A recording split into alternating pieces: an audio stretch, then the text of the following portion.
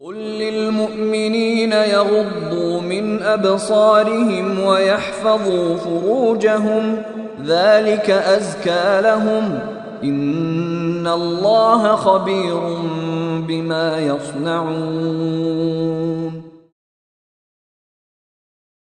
تقال العثار العظام به ويغد الهوى ككبش ذبيح بذكر الإله. We're going to discuss something that has become really widespread and alarming. And so I wanted all the parents, all the religious leaders and educators who are watching us today, not only to listen attentively and make notes, but rather to bring even their children right now to watch this episode and start making real notes so that you can, inshallah, tackle this important topic. What are we going to discuss, inshallah, about? We are going to discuss about pornography addiction.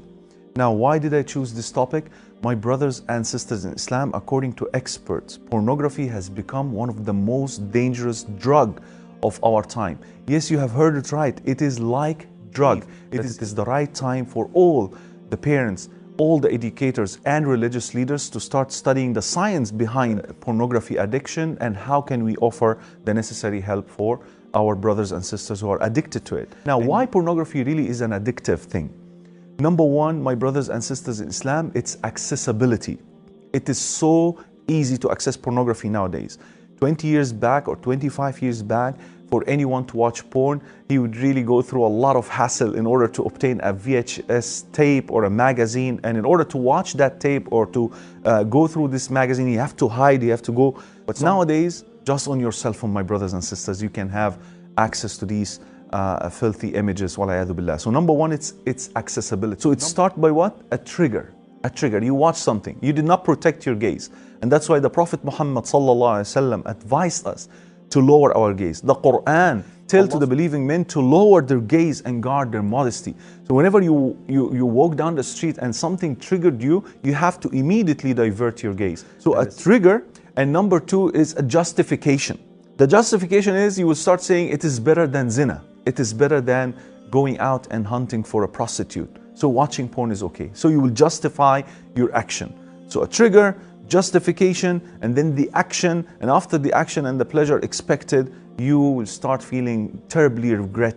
My brothers and sisters in Islam, this is the cycle of porn which many people are trapped in for many, many years, and it is time to take an action. Tip number one is to seek Allah's help. The power of dua has been neglected, my brothers and sisters. Seek Allah's help. Beg Him, in your salah. Beg Him in your dua. Don't say, I'm filthy, I'm sinner. Allah subhanahu wa ta'ala is forgiving all sins. Allah is oft forgiving, most merciful. Number two, as I told you, I read many, many books regarding this subject. All of them agreed that you have to tell someone. You can't keep it secret anymore.